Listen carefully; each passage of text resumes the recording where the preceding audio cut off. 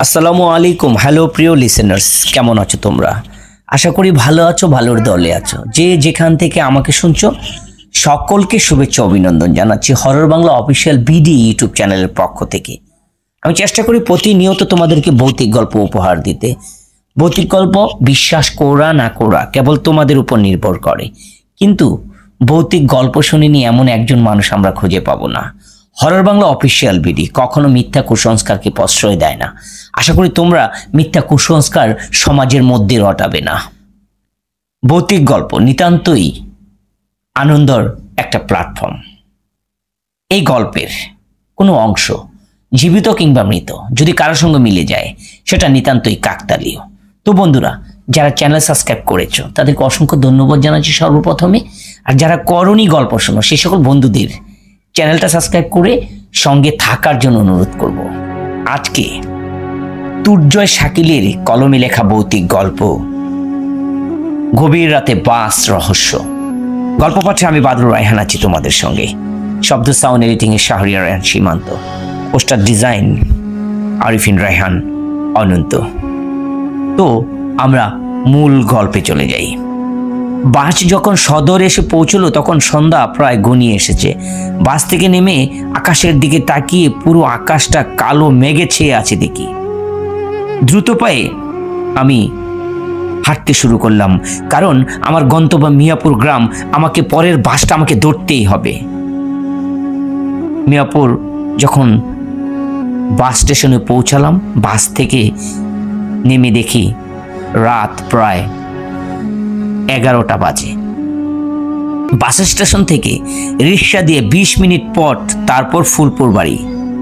Bus station থেকে বের হয়ে 5 মিনিট হেঁটে বাজারে আসলাম। বাজারের সব দোকানপাট বন্ধ, রাস্তা পুরো ফাঁকা। রিক্সা তো দূরের কথা, একটা মানুষও দেখা যাচ্ছে না। এদিক সেদিক তাকিয়ে দেখি বাজারের একদম শেষ প্রান্তে একটা ছোট্ট হোটেল খোলা, হালকা আলো জ্বলছে সেখানে। দ্রুত পায়ে হেঁটে সেখানে গেলাম। হোটেলে একজন বুড়ো লোক পারোটা বানাচ্ছে। একটা হ্যারিকেনের বাতাসের সাথে পাল্লা দিয়ে মিটমিট আলো জ্বলছে। হোটেলে কোনো খদ্দের নেই, অথচ সেই বুড়ো লোকটা পারোটা বানিয়েই যাচ্ছে। বুড়ো লোকটাকে আমি জিজ্ঞাসা করলাম, আগে দাদা, এখানে কি কোনো রিক্সা পাওয়া যাবে না? না, এত রাতে রিক্সা তো পাবেন না। তো যাবেনটা কোথায় আপনি? চৌধুরী বাড়ি। ও, হেঁটে যেতে হবে। আমি কিছু বলতে যাব, তখন হঠাৎ জোরে বৃষ্টি শুরু হলো। লোকটা বলল, তো তুমি ভিতরে এসো, বসো, রুটি ভেজে দিচ্ছি, খাও।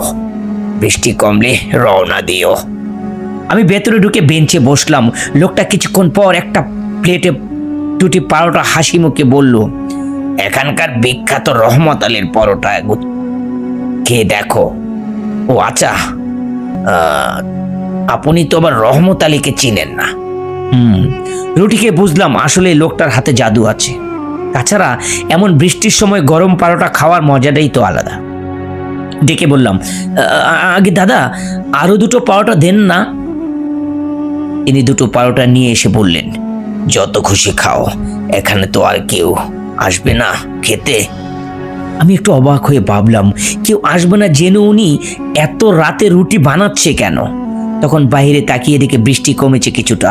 আমি পরোটা 2টো কাগজে পেঁচিয়ে নিয়ে হোটেল থেকে বেরিয়ে হাঁটতে লাগলাম। কয়েক মিনিট পর দেখি একজন বুড়ো লোক আমার সামনে হাঁটছে।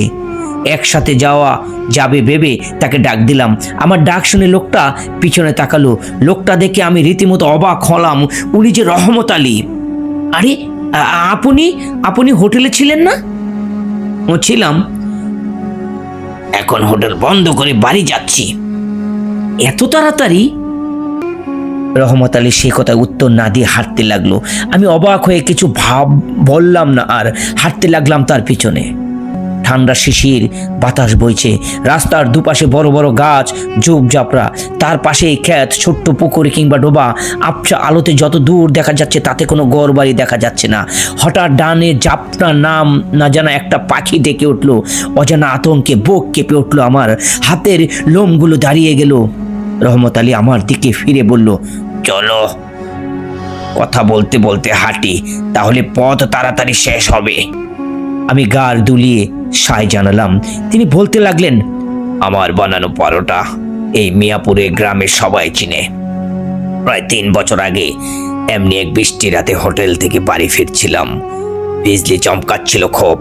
হঠাৎ বজ্রপাত হলো, আর সেটা আমার উপর এসে পড়লো। সাথে সাথে আমি মারা পড়লাম। কি বলছেন আপনি? আপনি পাগল নাকি? চেঁচিয়ে বললাম আমি। রহমত আলী হেসে বলল, না, আমি পাগল নই। ওই যে তোমার ফুফুর বাড়ি দেখা যাচ্ছে, যাও তুমি।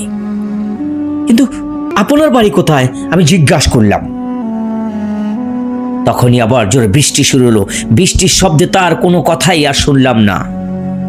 তাছাড়া এত অন্ধকারে ভালো করে চারপাশে কিছু দেখাও যাচ্ছে না। বৃষ্টি ভিজে যাচ্ছি দেখে আমি আর কোনো দিকে না তাকিয়ে সোজা ফুপুর বাড়ির দিকে দৌড় দিলাম। ফুপু আমার জন্য দরজার সামনে অপেক্ষা করছিল। গলা ঢুকে হাঁপাতে লাগলাম আমি। কিরে, হাঁপাচ্ছিস কেন? ফুপু জিজ্ঞাসা করলেন। আরও বলল, না ফুপু, একটা পাগলের পাল্লায় পড়েছিলাম। পাগল? এত রাতে পাগল? রহমত আলীর নাম। ওই যে দেখো ওনার হোটেলের পরোটা, রহমত আলীর পরোটা। কি বলছিস এগুলো? তিনি তো 3 বছর আগে বজ্রপাতে মারা গিয়েছে। সামনে ওই কবরস্থানে তার কবর দেওয়া হয়েছিল। ফুপুর কথা শুনে আমার মুখ থেকে আর কোনো শব্দ বেরোলো না। পরের দিন সকালে বাজারে গেলাম। খুঁজে দেখি কাল রাতের সেখানে রহমত আলীর হোটেল বলতে কিছু নেই, সেখানে ইলেকট্রিকের দোকান। সেই দিকে তাকিয়ে একটা দীর্ঘ নিঃশ্বাস ফেললাম আমি। চোখে ভাসতে লাগলো রহমত আলীর সেই হাসি মুখটা।